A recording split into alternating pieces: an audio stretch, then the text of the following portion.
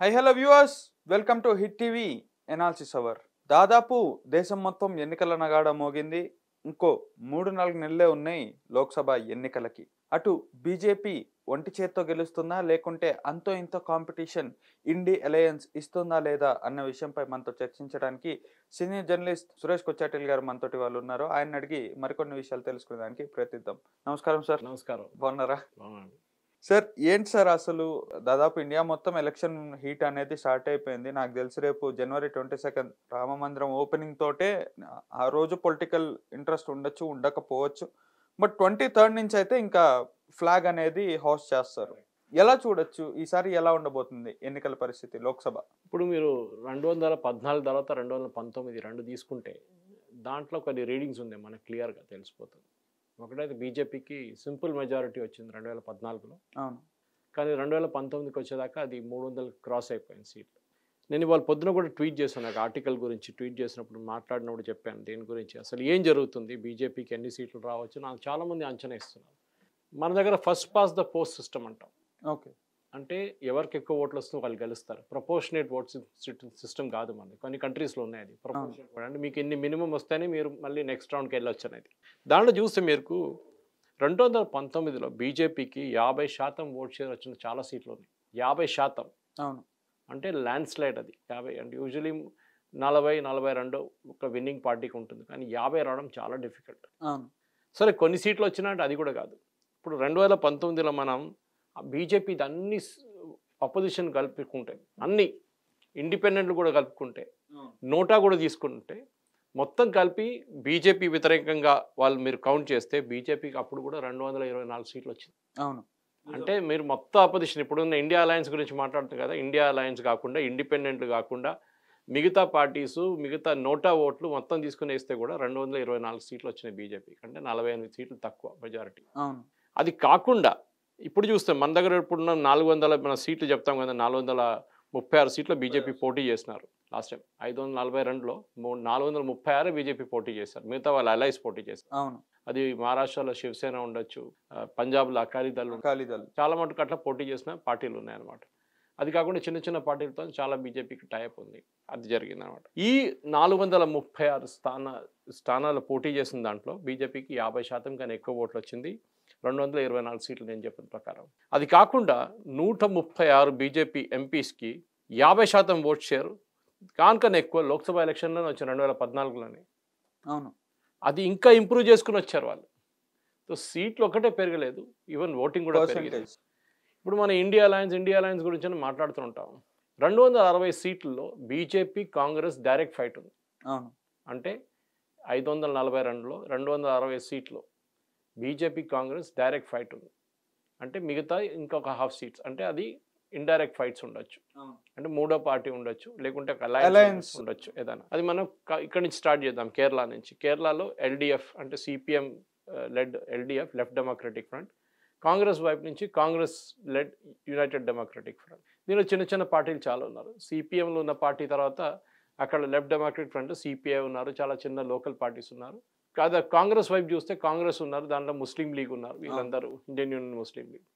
అక్కడ direct fight లేదు. వీళ్ళిద్దరు ఇండియా అలయన్స్ పార్ట్నర్సే, కానీ కేరళ కుక్కలాగా కొట్టుకుంటారు వీళ్ళు. ఇప్పుడు కూడా నడుస్తుంది లాఠీ చార్జ్లు అది ఇది డైలీ. సో అక్కడ అలయన్స్ లేదు, పొత్తు లేదు అక్కడ. తమిళనాడుకు వద్దాం. తమిళనాడులో పొత్తు ఉంది, కానీ ఎవరు పొత్తు అనేది కాదు. పొత్తు అనేది కాంగ్రెస్ లీడ్లో ఉన్నప్పుడు, కాంగ్రెస్ మేజర్ పార్టీ ఉన్నప్పుడు పొత్తు అని చెప్పొచ్చు. అక్కడ కాదు. అక్కడ కుక్కకు బిస్కెట్ వేస్తున్నట్లు 2 సీట్లు ఇచ్చేస్తే కాంగ్రెస్ వాళ్ళు ఖుషి అయిపోతారు, కమ్యూనిస్ట్ వాళ్ళు కూడా అంతే సంగతి. అంటే కేరళ బార్డర్ క్రాస్ చేయగానే ఈ కేరళలో కొట్టుకుంటున్న పార్టీలు ఒకటే తరఫు వచ్చేస్తారు. అవును. సో అక్కడ కూడా కాంగ్రెస్కి 204 సీట్లు రావచ్చు, దానికన్నా ఎక్కువ రాదు వాళ్ళకి. అక్కడ డిఎంకే వాళ్ళ మేజర్ షేర్ తీసుకుంటారు. కర్ణాటకకు వద్దాం. కర్ణాటకలో ముందు ట్రై కార్నర్ ఫైట్ ఉండే అసెంబ్లీ ఎలక్షన్లో జరిగింది. అవును. బీజేపీ అసెంబ్లీ ఎలక్షన్లో వాళ్ళ ఓట్ షేర్ అంతే ఓడిపోయింది, 36%. కానీ ఓడిపోయిన ఎలక్షన్ ఓడిపోయారు, ఎందుకంటే జేడీఎస్ ఓట్స్ అని కాంగ్రెస్కి ట్రాన్స్ఫర్ అయిపోయింది, 6% నుంచి 8% ఓట్ల దాకా. ఈసారి జేడీఎస్ తెలిసిపోయింది ఇది ఎక్కడ జరగదు, మనం ఇట్లా ఉంటే మన పరిస్థితి చాలా దారుణం అయిపోతుందని చెప్పేసి జేడీఎస్ బీజేపీతో టైఅప్ చేసుకున్నారు అఫీషియలీ. సో అక్కడ డైరెక్ట్ ఫైట్. తెలంగాణకు వద్దాం. తెలంగాణలో ట్రై కార్నర్ కాంటెస్ట్, అంటే బీఆర్ఎస్, కాంగ్రెస్, బీజేపీ. మనం చూసాం లాస్ట్ ఎలక్షన్లో కూడా బీజేపీ చాలా స్ట్రాంగ్ ఉన్న బీఆర్ఎస్ ఉన్నప్పుడు కూడా, చాలా స్ట్రాంగ్ ఉన్న బీఆర్ఎస్ ఉన్నప్పుడు కూడా, అప్పుడు టీఆర్ఎస్ ఉండే, బీజేపీకి 4 సీట్లు వచ్చినాయి. నిజామాబాద్, ఆదిలాబాద్, కరీంనగర్, సికింద్రాబాద్. ఈసారి ఎంత వస్తుందని అడుగుతారు చాలామంది. నేను బహుశా నా అంచనా ప్రకారం ఆదిలాబాద్ స్వయం బాపురావు ఉంటాడో కాంగ్రెస్ పోతాడో తెలియదు. ఆయన కాంగ్రెస్ నుంచి వచ్చిన మనిషి ఉన్నా కానీ బీజేపీ అక్కడ చాలా మంచిగా పర్ఫామ్ చేశారు. ఈసారి బీజేపీకి ఎమ్మెల్యే సీట్లు అదే ఎమ్మెల్యే సీట్లు వచ్చింది. అక్కడ బీజేపీకి ఐ థింక్ 32-33% ఓట్లు వచ్చినాయి. అవును. నిజామాబాద్ కన్నా 1% ఎక్కువ వచ్చింది. సో ఆదిలాబాద్లో స్వయం బాపురావు పార్టీ మార్చితే కూడా బీజేపీకి చాలా మంచి పట్టు ఉంది అక్కడ. ఓకే. సో ఆ ఘర్షణలు నిర్మల్లో జరిగిన ఇన్సిడెంట్ అన్నీ దాని అది కాకుండా వీళ్ళది చాలా మటుకు ఎమ్మెల్యేస్ ఒక రాజాసింగ్ మినహా చూస్తే మిగతా ఆ ఏరియా ఆదిలాబాద్, నిజామాబాద్ అంతే నుంచి వచ్చారు అందరు. సో అట్లా ఉన్న పరిస్థితుల్లో డెఫినెట్గా బీజేపీకి 2 సీట్లు పక్కా. కరీంనగర్ మనం చెప్పలేం, ఎందుకంటే కరీంనగర్ టౌన్ అనేది ఇప్పుడు బండి సంజయ్ గారు ఈసారి ఓడిపోయిన కారణం ఏంటంటే అక్కడ మెజారిటీలో ఉన్నారు. అక్కడ మెజారిటీలో ఉన్నారు కరీంనగర్లో. కానీ ఈసారి దీనికన్నా ముందు కూడా బండి సంజయ్ గారు పోటీ చేసి ఓడిపోయిన అందరు మర్చిపోయారు దాని గురించి. ఆయన ఇంటి మీద అటాక్స్ కూడా అదే అసెంబ్లీలో. సో ఆయన ఎప్పటి నుంచో బీజేపీలో ఉన్నాడు, ఆర్ఎస్ఎస్ నుంచి వచ్చిన మనిషి. సో బండి సంజయ్ గారికి ఇప్పుడు కూడా సింపతి ఫ్యాక్టరీ మీద గెలవచ్చు కరీంనగర్, చెప్పలేము మనం. కానీ బీజేపీ నుంచి చాలా మంది ట్రై చేస్తున్నారు ఆ సీట్ కోసం. ఇక్కడ కొంచెం మేధావులు కానివ్వండి, పెద్ద పెద్ద డబ్బులు, చాలా లాబింగ్ జరుగుతుంది. సికింద్రాబాద్ కిషన్ రెడ్డి సీట్ అది ఎక్కడ పోదు. అది దీనికన్నా ముందు రూమర్ ఏముండంటే కిషన్ రెడ్డి కేసీఆర్ ఒక టైఅప్ ఉంది, నేను నిన్ను పుల్లలు పెట్టు, నువ్వు నాకు పుల్లలు పెట్టకు, నేను గెలుస్తా అని చెప్పేసి అట్లా చేసుకున్నారు వీళ్ళు. So Secunderabad seat traditionally Dattatreya గారు గెలిచిన సీట్ అది. దాని తర్వాత ఒక టైంలో మానేమ్మ గెలిచారు, అంజయ్ గారు సత్యమణి గెలిచారు అక్కడి నుంచి. మళ్ళీ చాలామందికి చేంజ్ అవుతూనే వస్తున్నారు అది ఆ సీటు. కానీ బీజేపీకి ఈసారి బహుశా ఈవెందో కిషన్ రెడ్డి గారు అక్యూజేషన్ ఏంటంటే ఆయన మొత్తం కాన్స్టిట్యున్సీ నెగ్లెక్ట్ చేసిండు, అసలు టైం లేకుండే, ఆయన చెంచాలకు చెప్పిండు కానీ వాళ్ళేం చేయలేదు పని అని చెప్పేసి. సో ఈసారి బీజేపీ కూడా నేషనల్ లెవెల్లో ఒక రివ్యూ చేస్తున్నారు. ఓకే. ఇప్పుడు దాకా 2 సార్లు గెలిచిన ఎంపీలని చాలా మందికి టికెట్ ఇయ్యరు ఈసారి. ఓకే. 2 సార్లు మంచి స్ట్రాటజీ. మన దగ్గర అట్లా లేరు ఇక్కడ ఎవరు. కిషన్ రెడ్డి గారు టెక్నికలీ చెప్పొచ్చు గెలిచారని చెప్పి 2 సార్లు, కానీ ఆయన కన్సిక్యూటివ్గా గెలవలేదు ఆయన. సో ఆయనకి టికెట్ బహుశా వస్తుంది, రాదు, 2 కూడా చెప్పొచ్చు మనం. అది కాకుండా యూనియన్ మినిస్టర్ ఉన్నప్పుడు ఆయన డ్రాప్ చేస్తారో లేదో అది కూడా చూడాల్సింది. ధర్మపురి అరవింద్ ప్రాబ్లం లేదు, బండి సంజయ్కి ప్రాబ్లం లేదు. ఇక్కడ స్వయం బాపురావు వస్తే లేకుండా ఆయన రీప్లేస్మెంట్ బీజేపీ ఎవరినైనా తీసుకుంటారు. ఇప్పుడు గెలిచిన ఎమ్మెల్యేనే కావాలంటే పెట్టుకుంటారు వాళ్ళు. అది తర్వాత మనం చూడాల్సి బీజేపీకి ఉన్న పట్టు ఎక్కడ ఉందనేది. నెక్స్ట్ ఉన్నది బీజేపీకి చెవెల్లలో వాళ్ళు ఇప్పుడు అంటున్నారు, ఇప్పుడు బీజేపీ చేసిన ఇప్పుడు కూడా అదే తప్పు వాళ్ళు అసెంబ్లీలో చేస్తారు, క్యాండిడేట్ అనౌన్స్ చేయకుండా లేట్ ఇప్పుడు సంక్రాంతి తర్వాత అంటున్నారు. సరే, చేవెళ్ళ గురించి వస్తే నాకు తెలిసి కొండ విశ్వేశ్వరరెడ్డి గారు తప్ప వేరే ఆప్షన్ లేదు వాళ్ళకి.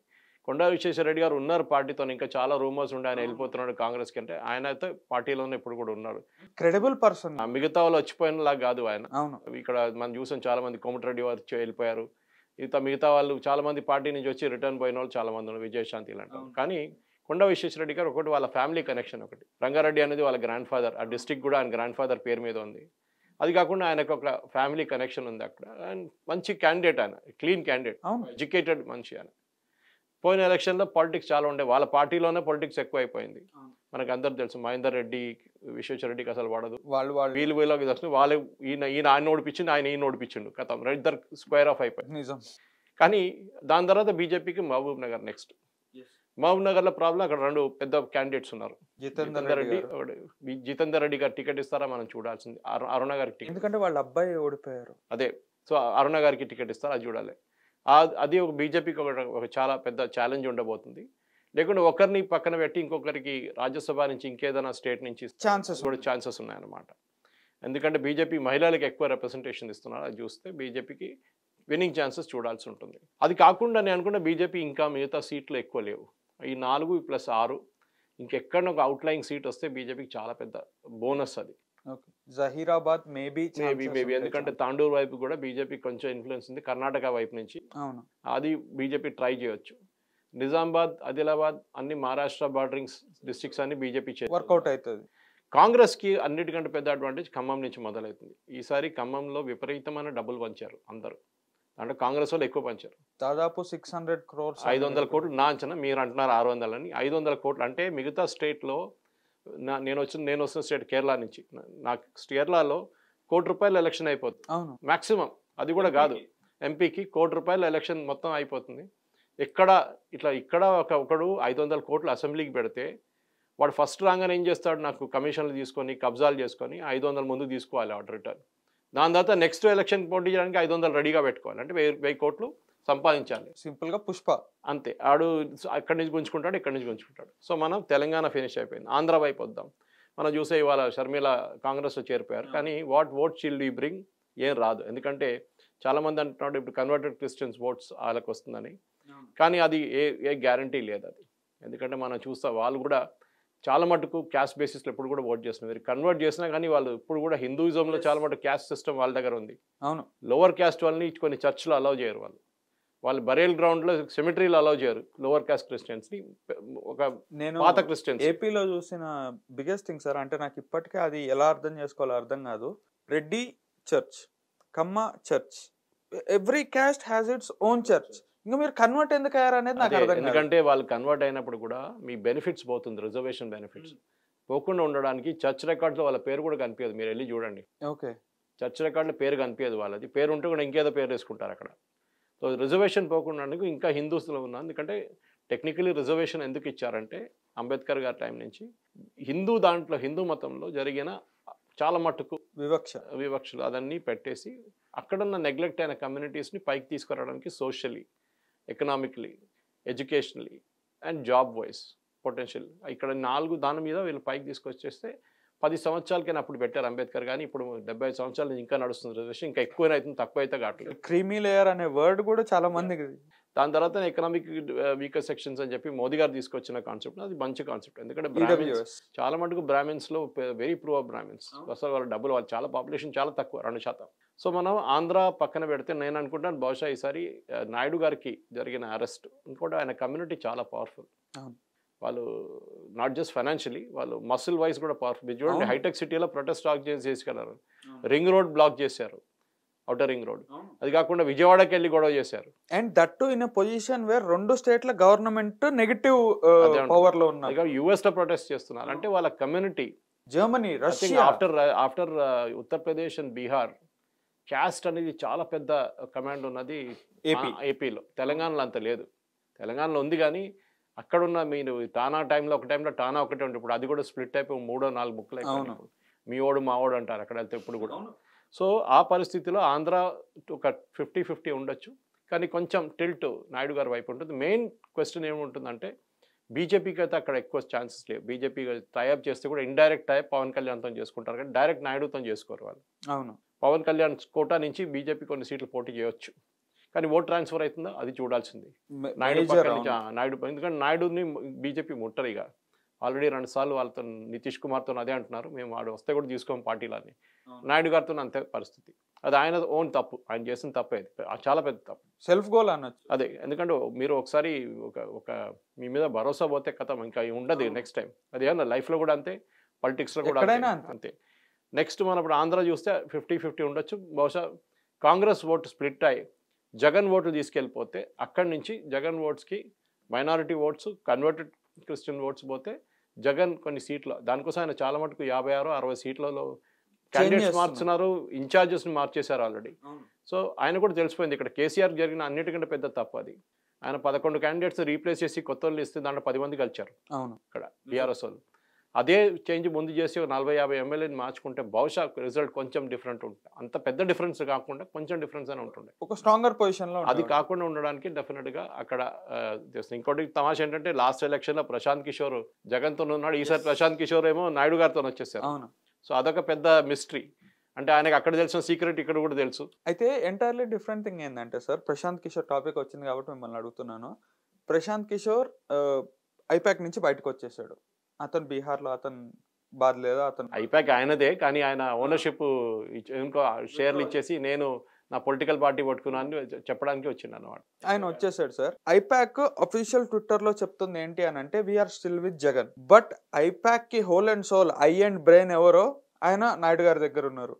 ఎలా ఉండొచ్చు ఇది? ఐపాక్ వర్సెస్ ప్రశాంత్ కిషోర్ జరుగుతుందా, లేకుంటే బాబు వర్సెస్ జగన్ జరుగుతుందా? ఇది ఇద్దరు దగ్గర పైసలు తీసుకుంటున్నారు వీళ్ళంతే, ఇంకేం. ఓకే, ఐపాక్ ఏమో ఆయన కంపెనీ, వాళ్ళు జగన్ నుంచి డబ్బులు తీసుకుంటున్నారు. ఇక్కడేమో నాయుడు గారి దగ్గర నుంచి ఈయన డబ్బులు తీసుకుంటారు. ఎందుకంటే ఆ ఎలక్షన్లో బీహార్ ఎలక్షన్లో పోటీ చేయాలంటే డబ్బులు కావాలి ఆయనకి. బీహార్ గురించి టాపిక్ వచ్చింది సార్. మనీష్ కశ్యప్కి బెయిల్ వచ్చి ఎలా చూడొచ్చు? ఏమన్నా జరగచ్చు. మనం ఆంధ్ర ఫినిష్ అయింది, మనం మధ్యప్రదేశ్కి వద్దాం. ఇక మధ్యప్రదేశ్లో డైరెక్ట్ ఫైట్, పొత్తు గిత్తు ఏం లేదు. మ్యాక్సిమం పొత్తు ఉండేది నార్త్ ఈస్టర్న్ మధ్యప్రదేశ్. అవును. కానీ అక్కడ ఈసారి కూడా అసెంబ్లీ ఎలక్షన్లో 6 సీట్లు అడిగితే పోరా పో అని చెప్పిండు రాహుల్ గాంధీ. దాంతో నిన్ను చూసుకుంటా అని చెప్పి అఖిలేష్ యాదవ్ ధమ్కి ఇచ్చిపోయాడు. ఆ బుందేల్ఖండ్ అటు సైడ్. ఆ సైడ్ అది ఒక్క సీటు ఇవ్వచ్చు. అక్కడ బహుజన్ సమాజ్ పార్టీకి చాలా మంచి పట్టు ఉండే, కానీ ఈసారి ఎలక్షన్లో రాలేదు. ఛత్తీస్గఢ్ వైపు వస్తే బీజేపీ తీసుకుపోతుంది మొత్తం. ఎందుకంటే అక్కడ బీజేపీ ఈసారి బీజేపీ గెలిచింది. ఎందుకంటే చాలా మందికి అది కూడా ఎప్పుడు సర్ప్రైజింగ్ అన్నారు. అది మన ఆర్ఎస్ఎస్ చేసిన పని. అక్కడ స్కూల్ హాస్పిటల్ నడిపించడం కానీ ఆ వనవాసి కేంద్రం అదన్నీ నడిపించారు. వాళ్ళు చాలా బాగా చేశారు. అవును. నెక్స్ట్ థర్డ్ పాయింట్ అక్కడ ఏంటంటే అజిత్ జోగి పార్టీ వీక్ అయిపోయింది. అక్కడ లాస్ట్ ఎలక్షన్లో వాళ్ళకు నా అంచనా ప్రకారం 12-14 సీట్లు అసెంబ్లీ సీట్లు వాళ్ళకు మెజారిటీ వచ్చింది. అంటే ఆల్మోస్ట్ గెలిచారు, కొన్ని ఆల్మోస్ట్ జస్ట్ దగ్గరకు వచ్చి ఓడిపోయారు. ఓకే. ఈసారి అది మొత్తం కట్ ఆఫ్ అయిపోయింది కంప్లీట్గా. దానికోసం బీజేపీకి వచ్చేసింది ఆ ఓట్లని. దానికోసం బీజేపీ ఛత్తీస్గఢ్ గెలిచారు ఈసారి. చిన్న స్టేట్, ఎక్కువ సీట్లు లేవు అక్కడ లోక్సభకి. నెక్స్ట్ మహారాష్ట్ర, ఛత్తీస్గఢ్ కూడా అంతే. నెక్స్ట్ మహారాష్ట్ర ఒక అలయన్స్ కేసు ఒకటి ఉంది. అంటే మనం బీహార్ తర్వాత అలయన్స్ ఎక్కడన్నా ఉందా అంటే మహారాష్ట్రలో ఉంది. కానీ బీహార్లో కూడా లీడింగ్ పార్టీ ఈజ్ జేడీయూ. అవును. ఓకే, జేడీయూ కానివ్వండి, మన లాలూ ప్రసాద్ యాదవ్ పార్టీ ఉంది. కానీ ఎక్కడ కూడా కాంగ్రెస్ మెజారిటీలో ఉండి వాళ్ళు డిక్టేట్ చేయట్లేదు. ఎస్పెషలీ ఈ 3-4 స్టేట్లు ఓడిపోయిన తర్వాత కాంగ్రెస్కి డిక్టేట్ చేయడం అనేది ఇప్పుడు ఛాన్సే లేదు. నువ్వు కూర్చోరా నేను మాట్లాడుతూ అంటాడు. అవి నితీష్ కుమార్ అంటున్నాడు నేను ప్రధానమంత్రి అవుతా అంటున్నాడు. ఇవాళ ఆల్రెడీ ఆయన క్యాండిడేట్స్ అనౌన్స్ చేసేసిండు అరుణాచల్ ప్రదేశ్లో ఆల్రెడీ క్యాండిడేట్ అనౌన్స్ చేసి అది అక్కడ కాంగ్రెస్ లాస్ట్ టైం సెకండ్ వచ్చింది. అక్కడ ఇంకో సీట్లో కిరణ్ రిజిజు గెలిచిండు ఆ సీటు. అక్కడ కాంగ్రెస్ స్ట్రాంగ్ ఉన్న సీట్లో జేడీ ఆల్రెడీ క్యాండిడేట్ అనౌన్స్ చేసేది. అంటే ఏం పొత్తు వీళ్ళది, ఏమి అలయన్స్ అర్థం కావట్లేదు. ఇంకొకటి సార్, నాకు ఎవరు డిఎంకే నేత ఒక ఆయన, I don't remember his name, Dayanidhi Maran or Karunanidhi Maran, ఇద్దరులో ఎవరో ఒకళ్ళు, సబ్జెక్ట్ బై కరెక్షన్, మొత్తం బీహార్ యూపీ వాళ్ళు ఇక్కడ దయానిధి మారన్ 4 నెలల పాత వీడియో. కానీ పాతది ఉంటే ఏమైపోతుంది చెప్పి how can someone say sir అది వీళ్ళకి ఒక సుపీరియారిటీ కాంప్లెక్స్ ఉంది. ఓకే, తమిళ్ లాంగ్వేజ్కి, Tamil classical language, oldest language అది ఇదని చెప్పేసి. మీరు ఇప్పుడు కూడా చెన్నైలో వెళ్ళి హిందీలో మాట్లాడితే ఆటో రిక్షా డ్రైవర్ తిరిగి కూడా చూడడు. అవును, బహుశా మిమ్మల్ని కొడతాడు. ఓకే, ఆ చెంగల్పట్టు అంతా అసలు తెలంగాణలో లేదు, ఎస్పెషలీ హైదరాబాద్లో లేదు. ఎందుకంటే ఈ హైదరాబాద్ సిటీ అనేది ఇక్కడ హిందీ మాట్లాడకపోతే అది కాదు, ఇక్కడ దక్కని మాట్లాడతాం మనం. హిందీ కాదు, ఉర్దూ కాదు, దక్కని మాట్లాడతాం. దాంట్లో మరాఠీ ఉంటుంది, దాంట్లో చాలా మటుకు కన్నడిగా కూడా ఉంటుంది వర్డ్స్. హౌ, కైకు ఇదన్నీ మరాఠీ వర్డ్స్, ఇది అక్కడి నుంచి వచ్చిన వర్డ్స్ ఇది. కానీ మన దగ్గర చూడాల్సి, ఎందుకంటే మన దగ్గర ఉన్న ఏరియాలు కూడా చూడండి. కాచి కూడా అంటే మరాఠీ వర్డ్. కాచి అంటే మచ్చలు, చేపలు పట్టేటోళ్ళు, పక్కన మూసీ రంది ఇచ్చి చేపలు పట్టేటోళ్ళు, అక్కడ మార్కెట్ ఉండే. సో దానికోసం కాచి కూడా వచ్చింది. చప్పల్ బజార్ వచ్చింది. మనందరూ చెప్పాలనుకోండి, కాదు చేపల బజార్ అది. అక్కడ వచ్చిన దాన్ని చప్పల్ బజార్ అయిపోయింది అది. అన్ని ఆ ఏరియా, ఎందుకంటే మూసీ చాలా పెద్ద రివర్ ఉండే ఆ టైంలో. కానీ ఇప్పుడేం లేదు అక్కడ. ఇప్పుడు మొత్తం అది ఒక డ్రైన్ లాగా అయిపోయింది, నాలా లాగా అయిపోయింది. మన చూస్తే ఆ మట్టుకు చూస్తే చాలా మటుకు హైదరాబాద్ సిటీగా ప్రాబ్లం లేదు మన దగ్గర original inhabitants are not Hyderabadis. Malkajgiri ఇలాంటి కాన్స్టిట్యున్సీ తీసుకోండి మీరు, కుకట్పల్లి అని పక్కన పెట్టేస్తే మల్కాజిగిరి అసెంబ్లీ కాన్స్టిట్యున్సీ పెడితే దాంట్లో చాలా మటుకు బయట వాళ్ళు ఉన్నారు. అవును, ఎందుకంటే రైల్వే, ఎయిర్ ఫోర్స్, ఆర్మీ వీళ్ళందరూ అక్కడ సెటిల్ అయిన వాళ్ళు. మల్కాజిగిరి ఒక టైంలో 18 లక్షల ఓటర్స్ ఉంటారు. దాని తర్వాత మెడ్చల్ వచ్చినప్పుడు కొంచెం వెళ్ళిపోయింది, అక్కడ డివైడ్ అయింది. కానీ ఒక టైంలో జనార్దన్ రెడ్డి గారు అల్వాల్ నుంచి ఖైరతాబాద్ దాకా ఆయన కాన్స్టిట్యున్సీ ఉండే. ఆలోచించండి, మల్కాజిగిరి కాదు పేరు అనుకుంటే భాష జూబ్లీహిల్స్ ఉండే, ఖైరతాబాద్ ఉండే కాన్స్టిట్యున్సీ కాదు. మన జనార్దన్ రెడ్డి, పీజేఆర్ గారు ఆయన కిలాడి నంబర్, ఆ ఎమ్మెల్యే ఉంటే ఆయనలాగా ఉండాలి. వీళ్ళు ఎవరితో కాదు. సో మనం అట్లాంటి పొజిషన్లో వచ్చిన తమిళనాడులో ఈ పాలిటిక్స్ ఆడడంతో ఏమైపోయిందంటే ఫస్ట్ సనాతన ధర్మ ఒక షాక్ అయ్యి ఈ ఎలక్షన్లో. డెఫినెట్లీ బీజేపీ వాళ్ళు ఏం చేస్తారు, నెక్స్ట్ ఎలక్షన్ వచ్చినప్పుడు రాబోతున్న ఎలక్షన్లో ఇదే వీడియో తీసుకెళ్ళి మొత్తం బీహార్లో ప్లే చేస్తారు. తమిళ నుంచి హిందీకి ట్రాన్స్లేట్ చేసి మొత్తం ప్లే చేసేస్తారు. అది యూపీ ఉండొచ్చు, బీహార్ ఉండొచ్చు, అస్సాం ఉండొచ్చు, ఒడియా ఉండొచ్చు. వీళ్ళందరినీ తిట్టిండాను బీహారీలో అని చెప్పంగానే. మనం సౌత్ ఇండియన్స్కి మద్రాసీస్ అని ఎట్లా చెప్తామో, నార్త్ ఇండియన్స్కి బీహారీలు అని చెప్తారు వీళ్ళందరూ మన దగ్గర. సార్ ఇది బీహార్ వర్సెస్ తమిళ్ అయింది కదా సార్. నేను ఢిల్లీలో చూసాను సార్, చాలా వాటికి నార్త్ ఈస్ట్ పీపుల్ చాలా కష్టపడతారు Delhi. Correct, they are most genuine people నన్ను అడిగితే నార్త్ ఈస్ట్. కానీ వాళ్ళని ఒక స్లాంగ్ యూజ్ చేసి వాళ్ళని పిలిపించి ఆ స్లాంగ్ యూజ్ చేయకూడదు. చింకీస్ అంటారు, మోమోస్ అంటారు. వై అసలు ఎందుకు సార్ ఇది వస్తుంది? అది ఎందుకంటే మన దగ్గర కష్టపడి పనిచేయడానికి చాలా మందికి కాదు. ఇప్పుడు బీహారీ వాళ్ళు వెళ్ళి టాయిలెట్ అడుగుతున్నారని దయానిధి మారన్ చెప్పిన స్టేట్మెంట్ అంటే ఎవడో అడగట్లేదు అక్కడ. అంటే వాడికి అడగకపోతే ఎవడికి అడుగుతాడు? అదే కదా. వీళ్ళేమంటారు, నేను ఇంగ్లీష్ చదువుకున్నాను దానికోసం నేను సాఫ్ట్వేర్ ఇంజనీర్ అయ్యాను. అదే టైంలో వీరేమంటాడు తమిళ్ చదువుకోవాలి, ఇంకే లాంగ్వేజ్ వద్దంటున్నాడు. అంటే తమిళ్లో సాఫ్ట్వేర్ చదువుకోవచ్చు కదా. ఎనీవే ఆ ఎలక్షన్ పక్కన పెడదాం. రాజస్థాన్ అంతే సంగతి. సో మహారాష్ట్ర ఒక్కటే ఒక 50-50 ఫైట్ రాబోతుంది. దాంట్లో అన్నిటికంటే ఇంపార్టెన్స్ ఏంటంటే ఎన్సీపీ ఓట్లు ఎక్కడ పోతుంది. అజిత్ పవార్ వచ్చిన తర్వాత ఎన్సీపీ ఓట్ స్ప్లిట్ అయింది. ఈసారి జరిగిన పంచాయతీ ఎలక్షన్ కూడా అక్కడ మనం చాలా మటుకు చూసాం. ఎన్సీపీ ఓట్ స్పెషలీ బారామతి ఆ ఏరియా నుంచి ఉన్నారు. సార్ మీరు మహారాష్ట్ర అంటున్నారు కాబట్టి I would like to interrupt you. KCR గారు మహారాష్ట్రలో ఏం చేయరు అక్కడ, ఆయనకు ఒక డిపాజిట్ కూడా రాదు. పెద్ద గొడవ పెద్ద చేసి 600 కార్లు వేసుకుపోయింది కదా అక్కడ. అవును, పండర్పూర్కి. అది ఏమైంది, అది మర్చిపోయింది అందరు. డబ్బులు ఖర్చు పెట్టిండు విపరీతంగా. గిరిధర్ గమాంగ్ గారిని తీసుకొచ్చి ఒరిస్సా నుంచి అది ఇది అన్నాడు, అదొకటి ఆంధ్రాలో పెట్టిండు, ఏపీలో ఆయన్ని. అవును, అన్నీ పోయినాయి. ఇప్పుడు ఏం మిగలలేదు. See the end of the day మనం ఒకటి మర్చిపోకూడదు, ఈ కూర్చున్న చైర్ ఉంటుంది ముఖ్యమంత్రి, దానికి పవర్ ఉంటుంది, మనిషి ఇవ్వడానికి కాదు. రోసా ఉన్నప్పుడు అందరూ దండాలు పెట్టారు. కిరణ్ కుమార్ రెడ్డి నా క్లాస్మేట్ అని అందరూ ఆయనకు దండం పెట్టారు. ఆ చైర్ నుంచి బయటికి రాగానే మలయాళంలో అంటారు, కుక్క కూడా తిరిగి చూడదు మిమ్మల్ని. Right, simple as that. ఎప్పుడు పట్టించుకోడు. ఇప్పుడు చూడండి వాళ్ళ పరిస్థితి, వరంగల్లో కార్పొరేటర్లు అన్ని కాంగ్రెస్ చేరిపోయారు. రేపు కాంగ్రెస్ పోతే మళ్ళీ బీజేపీలో చేరుతారు. వీళ్ళు ఉంటారు, పవర్. కానీ ఒరిజినల్ కాన్స్టిట్యూన్స్ అనేది వీళ్ళ దగ్గర లేదు. ఎందుకంటే బీఆర్ఎస్ పార్టీ ఫామ్ అయిందే మిగతా పార్టీల నుంచి మనుషులు తీసుకొని. వాళ్ళు ఒరిజినల్ పార్టీ లేకుండే వాళ్ళ దగ్గర. బీజేపీకి ఆ ప్రాబ్లం లేదు. వాళ్ళు మోస్ట్ ఆఫ్ ద కార్డర్స్ వచ్చింది ఆర్ఎస్ఎస్ వైపు నుంచి వస్తారు, లేకుంటే ఏబీవీపీ నుంచి వస్తారు. ఇప్పుడు అపాయింట్ చేసిన 3 ముఖ్యమంత్రులు కూడా మధ్యప్రదేశ్, రాజస్థాన్, ఛత్తీస్గఢ్ ముగ్గురు ఏబీవీపీ బ్యాక్గ్రౌండ్ నుంచి వచ్చారు. ఇన్ఫాక్ట్ మనం 4 అని చెప్పొచ్చు. రేవంత్ రెడ్డి కూడా ఏబీవీపీ. సో 4 ముఖ్యమంత్రులు 5 సీట్లలో ఈసారి 4 ఏబీవీపీలు గెలిచారు. అవును, అంటే ఒక లీడర్షిప్ ట్రైనింగ్ స్కూల్ లాగా అయిపోయింది. సో మహారాష్ట్రలో 50-50 అని పెట్టుకుందాం మనం. గుజరాత్ వైపౌట్, కాంగ్రెస్ అసలు అత్తాపత్తా లేకుండా పోతుంది. ఈయన ఏం యాత్ర చేస్తాడో కానీ భారత్ అది అదే అక్కడ దాకా వచ్చేదాకా ఉంటుందో న్యాయయాత్ర, భారత్ న్యాయయాత్ర. దాంట్లో అరుణాచల్ ప్రదేశ్కి వెళ్ళట్లేదు. Last time Jayaram Ramesh announce చేసిన అరుణాచల్ ప్రదేశ్ ఉండే, ఈసారి అరుణాచల్ ప్రదేశ్కి వెళ్ళట్లేదు. ఎందుకని అడిగితే అందరికి తెలుసు, చైనా కోపం పడతారు. పాప ఆయన 300 కోట్లు చైనా దగ్గర నుంచి ఒఫీషియల్ గా తీసుకున్నాడు. రాజీవ్ గాంధీ ఫౌండేషన్ కి 300 కోట్లు తీసుకున్నాడు. అగ్రిమెంట్ సైన్ చేసుకున్నాడు, ఎంఓయూ చేసుకున్నాడు. సో వాళ్ళు అపోజ్ చేయలేడు చైనాని Rahul Gandhi. Next Rajasthan wipeout. Rajasthan last time కూడా బీజేపీ అసెంబ్లీ ఓడిపోతే కూడా లోక్సభ మొత్తం తీసుకెళ్ళిపోయింది. మధ్యప్రదేశ్ లో ఒకటే సీట్ వచ్చింది లాస్ట్ టైం కాంగ్రెస్ కి. ఈసారి అది కూడా. దెన్ మనం రావాల్సిన ఒరిస్సాలో BJP direct fight with BJD. వీళ్ళు కాంగ్రెస్ వాళ్ళకి ఒక సీట్ రావచ్చు, బహుశా 1-2 రావచ్చు. బీజేడీ వాళ్ళు ఒక 60-40 రేషియోలో వాళ్ళు తీసుకెళ్ళిపోతారు సీట్లు. Majority I think best chief మినిస్టర్స్లో పర్ఫార్మింగ్ నేను ఎప్పుడు కూడా అడ్మైర్ చేసి నవీన్ పట్నాయక్ గారు. అండ్ డౌటే లేదు, ఆయన నాన్నగారు లాగానే, విజు పట్నాయక్ లాగానే చాలా చాలా ఏమంటారు, కరప్షన్ ఫ్రీ ఇమేజ్, క్లీన్. అసలు ఏమి కారు దాంట్లో పెట్రోలు అన్నిటికన్నా ఇంపార్టెంట్, ఆయన పెళ్లి చేసుకోలేదు. అదే ఒక కామన్ ఫ్యాక్టర్ అయిపోయింది చూడండి. యూపీ అదే, గుజరాత్ అదే, పిఎం అదే. గుజరాత్ అనగానే ఎందుకంటే ఆ కనెక్షన్ అక్కడ తీసుకొచ్చాను నేను. మీకు రిలేటివ్ లేనప్పుడు, పిల్లలు లేనప్పుడు కరప్షన్ తగ్గిందని ఒక కాన్సెప్ట్ వచ్చేసింది అక్కడ. మళ్ళీ అన్నిటికంటే పెద్దది ఉత్తరప్రదేశ్, 80 సీట్లు. ఎప్పుడు చెప్తారు ఉత్తరప్రదేశ్ గెలిచిన పార్టీ ఇండియా పరిపాలిస్తారు. ఈ ఉత్తరప్రదేశ్లో సార్ ఇక్కడ ఒక డౌట్ నాకు ఎమర్జ్ అవుతుంది ఏంటి అని అంటే, సౌత్ వర్సెస్ నార్త్ అనేది క్రియేట్ చేసేసారు సార్. విచ్ ఈస్ ఎవరు క్రియేట్ చేశారు? ప్రజల ఎక్కడ, ఏ స్టేట్ లో? సౌత్ మొత్తం సార్. మీరు హైదరాబాద్ లో ఉందా? హైదరాబాద్ లో లేకపోతే ఎడ్యుకేటెడ్ క్లాస్ సౌత్. మన సౌత్ కాదు, మనం కూడా సౌతే కదా. టెక్నికలీ మన సెంట్రల్ లో సౌతే మనం కూడా. ఇక్కడే ప్రాబ్లం లేదు కదా, ఆంధ్రాలో లేదు కదా. ఉంది సార్. ఆంధ్రాలో concept is not south versus north. It is నాకు స్పెషల్ కేటగిరీ స్టేటస్ ఇవ్వలేదని చెప్పి మోదీ గారిని తిట్టడం పొద్దులేగానే. లేదు, అది మనకి అఫీషియల్ గా కనిపిస్తుంది. బట్ మేబీ నేను ఎక్కువ ఏపీ ఫాలో అవుతుంటాను, ఐఎమ్ ఫ్రమ్ ఏపీ కాబట్టి నేను చెప్తున్నాను సార్. నేను ఒకటి చూసాను ఈ మధ్య, లైక్ ఒక 1.5 hour నేను మనిషిని కాలేకపోయాను. రాముడు నార్త్, వెంకటేశ్వర స్వామి సౌత్. సో మేము అయోధ్యకు పోము, ఓన్లీ వెంకటేశ్వర స్వామి దగ్గర. టీడీపీ వాళ్ళు అంటారు, వాళ్ళు అంటారు కదా. రాడికల్ మైండ్ సెట్ ఎందుకు?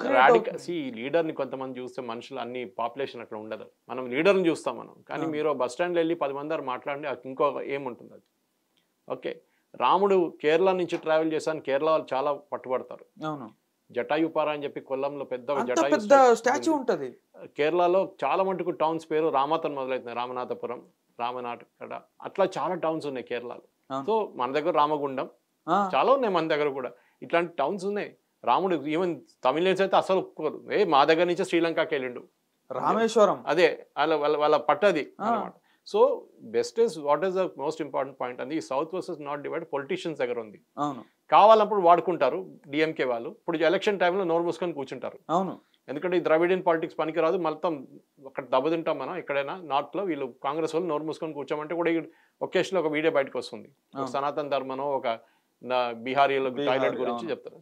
సో అస్సాం వైపు నార్త్ ఈస్ట్ మొత్తం హేమంత విశ్వ శర్మ దగ్గర ఉంది, అదే అక్కడ ఆలోచించండి. కాంగ్రెస్ లో ఉన్న అన్ని one of the most important leaders ఉండే నార్త్ ఈస్ట్ లో హేమంత బిశ్వ శర్మ. రాహుల్ గాంధీ కుక్కర్ బిస్కెట్ పెట్టిండు ఆయనకి, దాని తర్వాత ఆయన పార్టీ నుంచి వెళ్ళిపోయాడు. అసలు ఎలా చేయగలుగుతారు? అదే అంటారా, కుక్కర్ బిస్కెట్ పెట్టిండు ఒక పొలిటీషియన్ కి. కుక్కలు తినే బిస్కెట్ పెడితే ఎవడైనా ఉంటాడు ఆ పార్టీలో? అది కూడా కుక్క తిన్న తర్వాత ఆ ప్లేట్ తీసుకు ఈయనకి ఇచ్చిండంట అది. సో అట్లాంటి Congress has not been able to retain leaders. అది జ్యోతిరాదిత్య సింధియా ఉండొచ్చు, జితిన్ ప్రసాద్ ఉండొచ్చు, చాలా మంది లీడర్స్. ఇంకోటి రాజస్థాన్ సార్, మీరు ఇందాక మెన్షన్ చేశారు, సచిన్ పైలట్ కూడా 24 ఎలక్షన్స్ తర్వాత కాంగ్రెస్ లో ఉంటాడో లేదో. సచిన్ పైలట్ ముందే చేరిపోవాలండి, పార్టీ నుంచి బయటికి రావాలండి. ఇప్పుడు it's too late. Okay, election ముందు వస్తే బీజేపీ ఆయనకు రెస్పెక్ట్ ఇస్తుంది. బీజేపీకి ఏం తెలిసిపోయింది, ఆయన లేకుండా కూడా మేము ఎలా ఎలక్షన్ గెలవచ్చు, నీతో పనికి లేదండి. ఆయన ఇప్పుడు దోబిక కుత్తలాగా అయిపోయినా, గర్కనా ఘాట్కా. అవును, ఎలక్షన్ ముందు బయటకు వస్తే బీజేపీలో మంచి ప్రామినెంట్ పొజిషన్ వస్తుంది. ఇప్పుడు జ్యోతిరాదిత్య సింధియాకు ఉన్నట్ల ఒక పొజిషన్ వస్తుండే, ఆయన కేబినెట్ మినిస్టర్ ఏదో చేస్తుండే. కానీ ఆయన ఆ టైంలో పార్టీ నుంచి బయటికి రాలేదు. ఇంకోటి ఆయన గొడవ అక్కడున్న ముఖ్యమంత్రి, ఎక్స్ బీజేపీ ముఖ్యమంత్రితో ఉండేది. సార్ పంజాబ్ అండ్ హర్యానా పంజాబ్ హర్యానా చాలా చిన్న స్టేట్స్ అది. అక్కడ పంజాబ్లో మోస్ట్లీ ఆమ్ ఆద్మీ పార్టీ గెలిచేస్తారు, దాంట్లో డౌట్ లేదు. హిమాచల్ 1, 2 సీట్లు, 3 సీట్లు, 4 సీట్లు ఉంటుంది. అక్కడ పెద్ద ఇష్యూ ఏమి ఉండదు అక్కడ కూడా. మనం చూడాల్సింది పెద్ద స్టేట్లో, ఎందుకంటే బీజేపీ నార్త్లో మొత్తం మ్యాక్సిమైజ్ చేసుకున్నారు. ఇంకా బీజేపీ గ్రో కావలేరు నార్త్లో. దానికోసం మోదీ గారు కేరళకి వెళ్తున్నారు, మోదీ గారు తమిళనాడుకి వెళ్తున్నారు, మోదీ గారు లక్షద్వీప్కి వెళ్తున్నారు. ఎందుకు? ఎందుకంటే ఇంకా నెక్స్ట్ జర్నీ సౌత్ నుంచే. ఇప్పుడు వీళ్ళందరూ అంటారు బీజేపీ ముక్త్ సౌత్ అంటారు, కానీ ఇప్పుడు కూడా బీజేపీకి కాంగ్రెస్ కన్నా ఎక్కువ లోక్సభ మెంబర్స్ బీజేపీకి సౌత్ నుంచి ఉన్నారు. సో వాళ్ళు చెప్పడంలో చెప్పుకుంటారు, కానీ ఎప్పుడు అయినా డిఎంకే కానీ ఏఐడిఎంకే కానీ పరిపాలిస్తారు తమిళనాడు. ఇంకొక ఒక టైంలో కాంగ్రెస్ ఉండే అక్కడ పార్టీ, డిఎంకే లేకుండే, ఏఐడిఎంకే లేకుండే, డీకే ఉండే, అప్పుడు ద్రవిడ కడగం ఉండే. Periyar use to scold Congress. ఎందుకు? నెహ్రూ అన్నాడు కదా పిచ్చోడు అని జైలేమని చెప్పిండు కామరాజ్.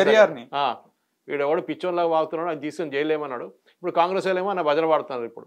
సో అక్కడ ఎప్పుడు ఐదర్ ఒకసారి 70s తర్వాత అన్నాదురై తర్వాత కరుణానిధి వచ్చిన తర్వాత డిఎంకే ఏఐడిఎంకేలు తిరుగుతుంది. ముందు డిఎంకే ఉండే కదా, ఏఐడిఎంకే కూడా లేకుండా స్ప్లిట్ అయిన తర్వాత ఏఐడిఎంకే వచ్చింది. సో తమిళనాడులో ఎప్పుడైనా వీళ్ళ పళ్ళు పట్టుకొని తిరుగుతుండే వీళ్ళు, రైట్, కాంగ్రెస్ అయినా బీజేపీ అయినా. ఒక టైంలో డిఎంకే బీజేపీతో ఉండే. అవును, okay, one of the most loyal ఉండే బీజేపీ డిఎంకే. వాళ్ళు అక్కడ ఏ పార్టీ అయినా అక్కడ కాంగ్రెస్కి ఒక పట్టు రాలేదు. పోయిన తర్వాత 70 తర్వాత బీజేపీకి అసలు అక్కడ పొజిషన్ లేకుండా. కానీ ఇప్పుడు అన్నామలై తీసుకొచ్చిన తర్వాత he's building of the party.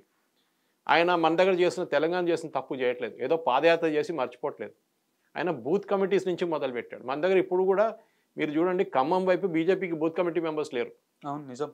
Okay, చాలా మటుకు కాన్స్టిట్యున్సీలో బీజేపీకి వీక్ ఉన్న కాన్స్టిట్యున్సీలో బీజేపీకి బూత్ మెంబర్స్ లేరు. ఆదిలాబాద్ నిజామాబాద్ ప్రాబ్లం లేదు, సికింద్రాబాద్ ప్రాబ్లం లేదు, ఓల్డ్ సిటీ కూడా ప్రాబ్లం లేదు బీజేపీకి.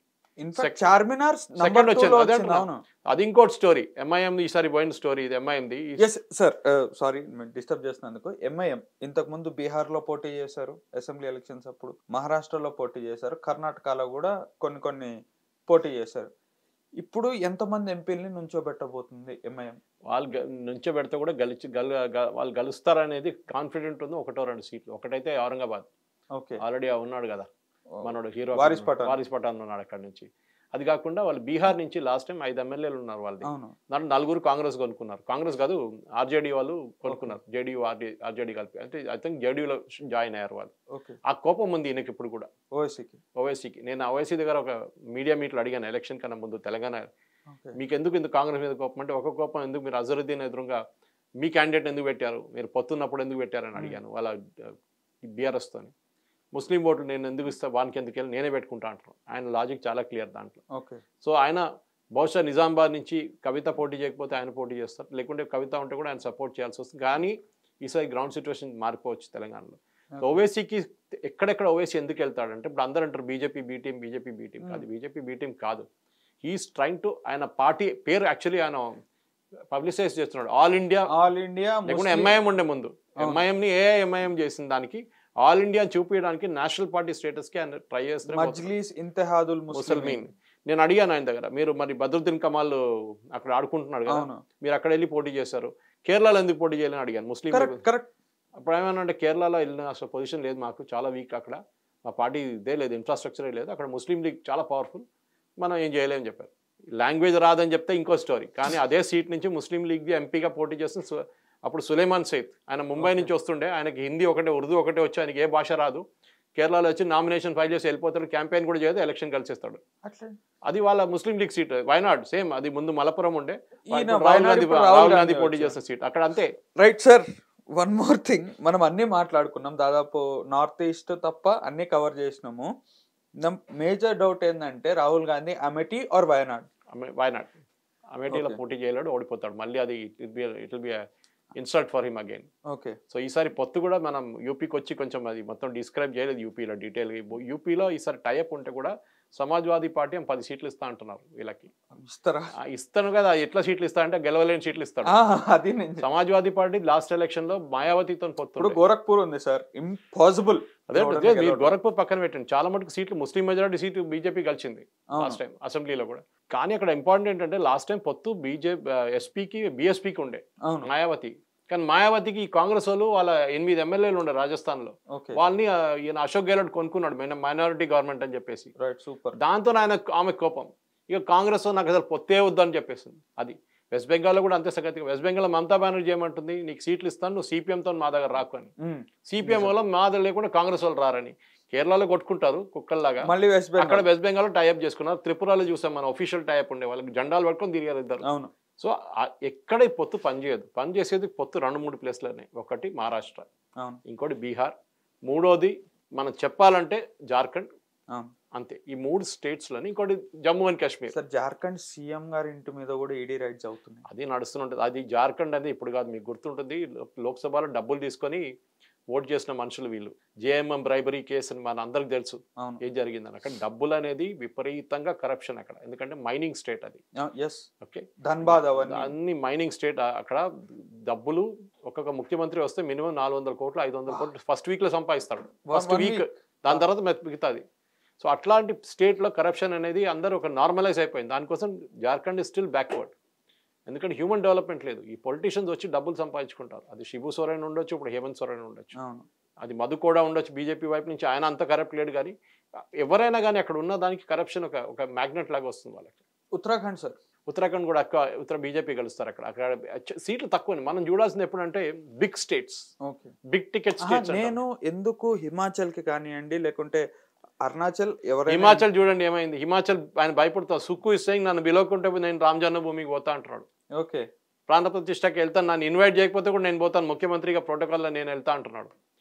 ఇక్కడేమో సోనియా గాంధీ ఇన్విటేషన్ వచ్చాక వెళ్ళాలన్నా వద్దా, ఎందుకంటే అక్కడ ముస్లిం లీగులు కేరళ నుంచి ఏడుస్తున్నారు, మీరు వెళ్తే అంత సంగతి మీది. ఇక్కడ I would request sir, Kapil Sibal ని కూడా ఇన్వైట్ చేయాలి రామ్ మందిర్ కానీ. కపిల్ సిబ్బల్ నేను సాయంత్రం మన కేకే మొహమ్మద్ గారి దగ్గర మాట్లాడాను నేను. ఓకే, మన రామ్ జన్మభూమి సేమ్ క్వశ్చన్. సార్ మీకు ఇన్విటేషన్ వచ్చిందంటే నన్ను పిలిచారన్నారు ఆయన. ఓకే, సో ఆయన వెళ్తాడు, బహుశా వెళ్ళొచ్చు, ఆయనకి హెల్త్ బాగాలేదు కానీ వెళ్తాడు డెఫినెట్ గా. సో ఇప్పుడు కపిల్ సిబ్బల్ గారు సపాలో ఉన్నారు, ఐ మీన్ అఖిలేష్ యాదవ్. కపిల్ సిబ్బల్ ఎట్లా అంటే ఆయనకి ఎవరు డబ్బులు ఇస్తాడో వాడి కోసం మీరు ఆర్గ్యూ చేస్తాడు. స్మగ్లర్ ఉండొచ్చు, దొంగ ఉండొచ్చు, ఎవరైనా ఉండొచ్చు. ఆయన స్టేట్మెంట్ సార్ నాకు ఇప్పటికీ డైజెస్ట్ అవ్వదు. ఏంటంటే నేను రామ్ మందిర్ కడితే నేను అది తప్పు. ఆ ట్వీట్ ఒరిజినల్ ట్వీట్ కాదు, అది ఎవడో కావాలని చేసింది అది. దాని మీద ఆల్రెడీ ఫ్యాక్ట్ చెకర్స్ కూడా చెక్ చేసుకున్నారు. అది నాట్ ద రైట్ ట్వీట్. కానీ నేను చెప్పింది ఆయన ఆ మీనింగ్ అట్లా ఉంది అంతే. నేను ఉరేసుకుంటారని చెప్పలేదు అని, కానీ నేను అది జరిగిన ఇన్సిడెంట్కి రామ్ మందిర్కి ఆయన ఆర్గ్యూ చేసినప్పుడు చాలా మంది బయటకు వచ్చింది. ఎందుకంటే రామ్ సేతు కేసులో కూడా కాంగ్రెస్ అఫిడవిట్లో ఉంది కదా, రాముడు డిడ్ నాట్ ఎగ్జిస్ట్ అనేది. దానికి తర్వాత కూడా చాలా మంది కాంగ్రెస్ లీడర్స్ రిపీట్ చేసిన దానికి, ముస్లింలు వాళ్ళ పార్టీలో ఉన్న ముస్లిం లీడర్స్ రిపీట్ చేసినా కానీ వీళ్ళెవరు దాన్ని ఖండించలేదు ఆ టైంలో. సో ఒక స్టిక్కర్ లాగా వీళ్ళకి వచ్చేస్తుంది కాంగ్రెస్కి, యాంటీ హిందూ అనేది. అది జరిగింది అన్న. So finally sir, most controversial state of India కాశ్మీర్లో కూడా ఎలక్షన్స్ చేయమని. ఈసారి కాశ్మీర్లో డీలిమిటేషన్ జరిగింది కొంచెం అసెంబ్లీ వైపు. కానీ లోక్సభ అక్కడ అంత ఇంపార్టెన్స్ ఇవ్వక్కర్లేదు మనం, ఎందుకంటే కాశ్మీర్లో ముస్లింసే గెలుస్తారు, ఎవరైనా ముస్లిం క్యాండిడేట్. కానీ గులాం నబీ ఆజాద్ ఎన్ని ఓట్లు తీసుకెళ్తారో అది చూడాల్సింది మనం. నెక్స్ట్ జమ్మూ వైపు బీజేపీ గెలుస్తారు డెఫినెట్గా, హిందూస్. అక్కడ సీట్లు ఎక్కువ లేవు. లదాఖ్ అయితే ఇప్పుడు యూనియన్ టెరిటరీ, మన జామ్యాంగ్ ఉన్నాడు, ఆయన గెలుస్తాడు అక్కడ. ఈసారి కూడా చాలా పెద్ద గొడవ చేశారు. మరి కార్గిల్లో గెలిచాం చూడండి. Ladakh, Kargil is a Muslim majority state, జిల్లా. అక్కడ వాళ్ళే గెలుస్తారు ఇప్పుడు, కొత్త గెలవలేదు. అక్కడ బీజేపీకి ఉన్న 1 సీట్ 2 సీట్లు అయినాయి. ఇఫ్ ఐఎమ్ నాట్ రాంగ్, ఆయన జామ్యాంగ్ తేసరింగ్ గారు ఆర్టికల్ 370 అప్పుడు స్పీచ్ లోనే చెప్తారు, ఏ చోటా సా మార్కెట్ కో కార్గిల్ సమజ్ బెట్టే అని. అది కరెక్ట్. సో జమ్మూ కాశ్మీర్ పక్కన పెడదాం. నాకేంటంటే బీజేపీ కాన్సన్ట్రేట్ చేయాల్సి సౌత్ ఇండియాలో, ఎస్ ఎస్పెషల్లీ తెలంగాణలో, 100%. కర్ణాటకలో. ఎందుకంటే ఈ 2 స్టేట్లలో బీజేపీకి పట్టుంది. అవును కర్ణాటకలో వాళ్ళు ఇప్పుడు జేడీఎస్ తో టైప్ అయితే స్ట్రాంగ్ వికెట్లో ఉన్నారు. కర్ణాటకలో సిద్ధరామయ్య వ్యతిరేకం చాలా నడుస్తుంది అక్కడ. వాళ్ళు పాపం డబ్బులు లేదు, ఏం లేదు వాళ్ళ దగ్గర. వాళ్ళ ఎమ్మెల్యేలే కొట్లాడుతున్నారు, మినిస్టర్స్ కొట్లాడుతున్నారు వాళ్ళతో. అట్లాంటి పరిస్థితుల్లో they should try and been some seats in Karnataka. They will do well. తెలంగాణలో ఈ 4 సీట్లు 6-8 చేస్తే బాగుంటుంది. అవును అది చేయాల్సిందే. ఇక్కడున్న పార్టీ లీడర్స్తో అవుతుందా లేదా అని డౌట్ఫుల్ నాకు. దానికి మళ్ళీ మోదీ గారు వచ్చి రోడ్ షో చేయాల్సి వస్తుంది. అవును ఎందుకంటే అదే నాకు బాధ అనిపిస్తుంది. ఇప్పుడు దాకా లీడర్ మీరు క్యాండిడేట్స్ అనౌన్స్ చేయకపోవడం ఏంటి? మీ దగ్గర ఉన్న 4 ఎంపీస్ ఉన్నారుగా, చెప్పండి వాళ్ళకి, అదే కదా. చెవెల్లా చెప్పండి విశ్వేశ్వర రెడ్డి గారికి మీకు సీట్ మీదే అని. అయిపోతుంది, ఆయన పని మొదలు పెడతాడు. ఆప్షన్ ఎవరున్నారు సార్? మళ్ళీ ఏం చేస్తారు, లాస్ట్ మినిట్లో 24 గంటల ముందు రామచంద్రరావు గారికి మల్కాజిగిరిలో ఇచ్చినట్లు బీఫామ్ ఇస్తారు. మళ్ళీ ఆయన పాపం వచ్చి చేయి ఇవ్వడానికి కూడా టైం ఉండదు. అవును ఆ పరిస్థితి. So BJP has to learn it's lesson. Second, Modi గారు చెప్పారు ఈ స్కీమ్స్ ఎట్లా పనిచేస్తుంది గ్రౌండ్ లెవెల్లో, ఎవరెవరికి రాలేదో వాళ్ళకి అది చూడాలి. అది ఎప్పటి నుంచో చెప్పుకుంటూ వస్తున్నాం, అది ఏం చేయలేదు ఇప్పుడు దాకా. ఇక్కడ ఈ ఉజ్వల స్కీమ్ కానివ్వండి, ఏ స్కీమ్ కానివ్వండి, ఇప్పుడు ఉజ్వల స్కీమ్ కూడా ఇక్కడ 500కి నేను సిలిండర్ ఇస్తా అంటున్నాడు. సార్ తెలంగాణలో బీసీలు ఎక్కువ ఉంటారు సార్. ఇప్పుడు విశ్వకర్మ యోజన అని చెప్పి సెంట్రల్ గవర్నమెంట్ స్కీమ్ వస్తుంది, అది ఒక్కటి చేసుకున్నా కూడా ఇక్కడ మీకు 500 సిలిండర్ ఇస్తా అంటున్నాడు కదా రేవంత్ రెడ్డి. అవును 955 ఇప్పుడు సిలిండర్ వితౌట్ సబ్సిడీ. దాంట్లో మోదీ గారు 300 ఇస్తున్నారు ఆల్రెడీ సబ్సిడీ. మోదీ గారు అంటే మోదీ గవర్నమెంట్ ఇస్తున్నారు. అప్పుడు ఎంత అయింది? 655 అయింది. 150 వీళ్ళు 150కి ఇచ్చి ఇంత గొడవ చేస్తున్నారు రేవంత్ రెడ్డి. వీళ్ళ 300 రూపాయలు ఇస్తున్నారు బీజేపీ వాళ్ళు. అదే క్రెడిట్ క్లెయిమ్ చేయాలి కదా. ఎస్ లేకుండా 300 సబ్సిడీ తీసి రేవంత్ రెడ్డి ఇక్కడ ఐరనీ ఏంటంటే ఇక్కడ మీరు నేను మాట్లాడుకుంటున్నాం, అది లీడర్స్ కాకుండా. లేదు, వాళ్ళు మాట్లాడిస్తుంది మేము 300 రూపాయలు సబ్సిడీ ఇస్తున్నాం, రేవంత్ రెడ్డి ఇచ్చేది 150, నువ్వేం పెద్ద ట్రాన్సాక్షన్ చేస్తున్నావు అని చెప్పి ఇది చెప్పాలండే. ఇట్లాంటి చాలా మటుకు మీరు చెప్పినట్లు విశ్వకర్మ స్కీమ్ కావచ్చు, పిఎం స్వనిధి కావచ్చు, ఓకే, ప్రధాన మంత్రి ఆవాస్ యోజన కావచ్చు, 2 బెడ్రూమ్ ఇల్లు కట్టిన దాంట్లో మొత్తం సెంట్రల్ గవర్నమెంట్ డబ్బులు ఉన్నాయి కదా అక్కడ. అవును 3/4 సెంట్రల్ గవర్నమెంట్ డబ్బులు ఉంటుంది. అది ఇప్పుడు దాకా కేసీఆర్ హైజాక్ తీసుకెళ్ళిపోయాడు మొత్తం కొట్టేసి ఆయన. అది కాకుండా ఈవెన్ మదర్ అండ్ చైల్డ్ కూడా కిట్లు ఇస్తున్నాడు కేసీఆర్. ఆ కిట్ ఇచ్చేది ఫండింగ్ మొత్తం సెంట్రల్ గవర్నమెంట్ ఇది.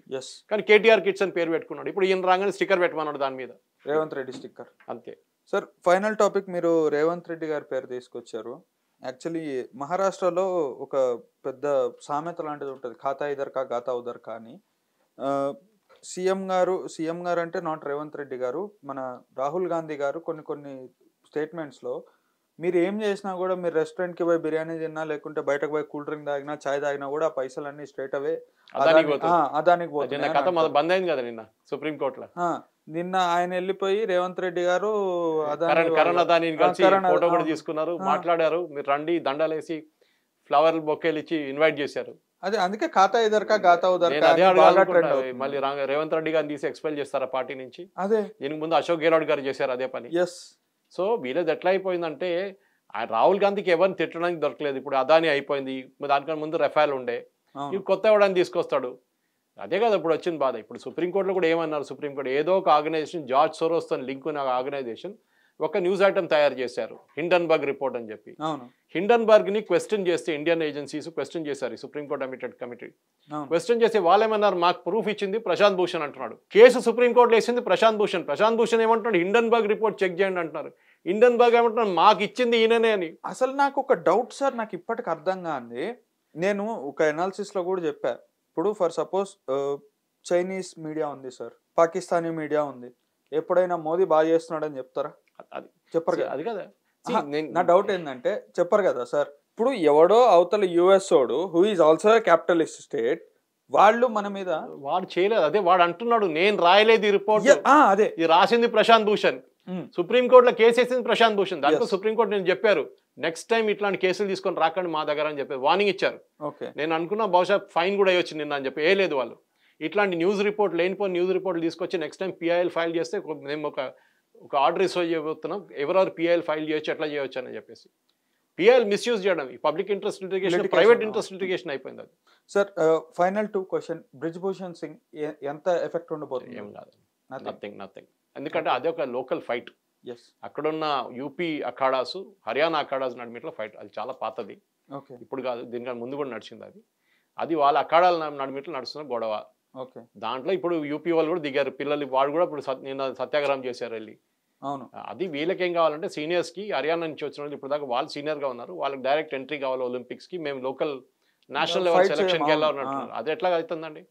మీరు నేషనల్ లెవెల్ సెలక్షన్ వెళ్ళాల్సిందే, మీరు ఎవరైనా ఉండొచ్చు, రంజీ ట్రోఫీ ఆడాల్సిందే క్రికెటర్స్. అంతే కదా. నేను రంజీ ట్రోఫీ ఆడాను, నన్ను డైరెక్ట్గా టెస్ట్లో తీసుకోవాలంటే ఎవడు తీసుకుంటే ఎవడో తీసుకోడు. కరెక్ట్. అది సో బ్రిజ్భూషణ్ సింగ్ అయిపోయింది సార్. ఫైనల్ ఇప్పుడు పంజాబ్లో అయితే ఆప్ గవర్నమెంట్ ఉంది.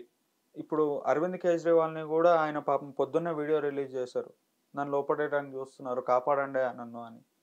ఢిల్లీ ఎలా చూడొచ్చు? ఢిల్లీ ఎప్పుడు చూసాం, లాస్ట్ 2 సార్లు చూసాం. ఆమ్ ఆద్మీ పార్టీ అసెంబ్లీ గెలుస్తుంది, బీజేపీ లోక్సభ గెలుస్తుంది. Simple. Lok Sabha is become a presidential election. ఒకవైపు మోదీ, ఇంకో వైపు రాహుల్ గాంధీని పెడితే ఎలక్షన్ వైప్ అవుట్ అయిపోతుంది కంప్లీట్గా. దానికోసం వాళ్ళు పాపం ఖర్గేని తీసుకొచ్చి పెట్టారు. ఆయనేమో నేను నిలబడ్డాను అంటున్నాడు, నితీష్ కుమార్ ఏమో నేనే అవుతా అంటున్నాడు, మమతా బెనర్జీ నేనే అంటున్నాడు, ఇక్కడ స్టాలిన్ ఏమో ఎందుకు నేను తక్కువనా అని అడుగుతున్నాడు. అటు పక్కన 24 మంది ఉన్నారు, ఇటు పక్కన మోదీ గారు ఉన్నారు. డెఫినెట్లీ ఎవడైనా ఓటు వేస్తున్నాడు ఆలోచిస్తాడు, ఈ 24 మందికి వేసుకుంటే వీళ్ళకి ఏం రాదు, మోదీ గారికి వేద్దామని చెప్పి వేస్తాడు. అది కూడా గోడ మీద ఉన్న పిల్లిలాగా చాలా మంది ఉంటారు మన దగ్గర, అన్డిసైడెడ్ ఓటర్స్, వాళ్ళు వేస్తారు. డిసైడ్ అయిన ఓటర్స్ ఎట్లయినా వేస్తారు ఇటు పక్కన. వీళ్ళకేమో రీజనల్ పార్టీస్ ఎక్కువ, అది డిఎంకే ఉండొచ్చు, అది మన బీహార్లో జేడీయూ ఉండొచ్చు, ఆర్జేడీ, అట్లాంటి పార్టీస్ ఉన్నారు రీజనల్ పార్టీస్. అట్లాంటి పార్టీస్కి అక్కడక్కడ ఓటేస్తారు, కానీ మిగతా దాంట్లో అలయన్స్ ఎక్కడ లేదు. నేను స్టార్టింగ్ నుంచి అదే చెప్పుకుంటున్నాను, వీళ్ళకి ఛాన్సే లేదు అలయన్స్కి అసలు. 260 సీట్లు it is direct fight between BJP and Congress. And Congress ఈ సీట్లలో లాస్ట్ టైం విపరీతంగా ఓడిపోయింది. వాళ్ళకి ఈసారి ఉన్న 55 సీట్లు 19 సీట్లు కేరళ నుంచి వచ్చింది వాళ్ళకి. అవును, ఈసారి అది రాదు. అప్పుడే అక్కడ 55 నుంచి 45 అయిపోతుంది. కర్ణాటకలో 5 సీట్లు ఎక్కువ వస్తే కూడా రాదు, అక్కడే ఉండిపోతుంది. సో కాంగ్రెస్కి 50 నుంచి 60 దాకా ఇప్పుడు కూడా సీట్లు రావు. ఈ 6-7 మంత్స్ ఎఫెక్ట్ కూడా ఉంటుంది కర్ణాటకలో. అది ఇంకోటి, కర్ణాటకలో ఉన్న సీట్లు కూడా అది ఎప్పుడు పంచుకుంటారు వీళ్ళు, ఎప్పుడు ఒక ల్యాండ్ స్లైడ్ ఎవరికి రాలేదు. కానీ లాస్ట్ టైం వచ్చింది, కానీ ల్యాండ్ స్లైడ్ అనేది రాదు. 5 సీట్లు ఎక్కువ వస్తే కూడా అక్కడ ఓడిపోతున్నారు కదా 5 సీట్లు అక్కడ కేరళలో. బిఫోర్ కంక్లూడింగ్ సార్, అప్కి బార్ 300 యా 400 పార్? I think 330. ఓకే, 330 బీజేపీ రావచ్చు. అది కూడా పర్ఫార్మెన్స్ బీజేపీ నార్త్లో మ్యాక్సిమైజ్ అయిపోయినారు, కంప్లీట్ మ్యాక్సిమైజ్ అయిపోయినారు. ఇంకా ఎక్స్టెండ్ బీహార్ చూసుకోవాలి, Bihar should be very careful, over confident కాకుండా. ఏ స్టేట్ అయినా ఓవర్ కాన్ఫిడెంట్ కాకూడదు, అయిపోయిందిలే ఇంకేముంది మేమే గెలిచేస్తామని చెప్తే అది చాలా పెద్ద తప్పు. ఇండియా షైనింగ్ లాగా కాకూడదు అది. They should be very careful. అది ఎప్పుడు అంటారు కదా, the last ball is bowled, match is not over till the last ball is bowled. BJP candidate ఎవరైనా ఉండండి, కాంగ్రెస్ వాళ్ళు కూడా అంతే చేస్తారు. వాళ్ళు కూడా ఇప్పుడు తెలంగాణలో ఉన్న డ్రైవ్ వాళ్ళకి ఇంకా ఎక్కడ లేదు దేశంలో. రాహుల్ గాంధీ ఇన్స్పైర్ చేయలేకపోతున్నాడు, రేవంత్ రెడ్డి ఇన్స్పైర్ చేస్తున్నట్ల. ఈ రేవంత్ రెడ్డి లేకుంటే కాంగ్రెస్ పార్టీ గెలవకపోతుండే తెలంగాణలో. ఆయన తీసుకొచ్చిన ఎనర్జీతో కలిసారు వీళ్ళు. ఇంకొక మాట ఏమంటున్నారంటే సార్, అటు బీజేపీ కానీ ఇటు బీఆర్ఎస్ కానీ, Revanth Reddy is from TDP, Seethakka is from TDP, Tummala is from TDP, Ponguleti is from TDP అయిపోతున్నారా?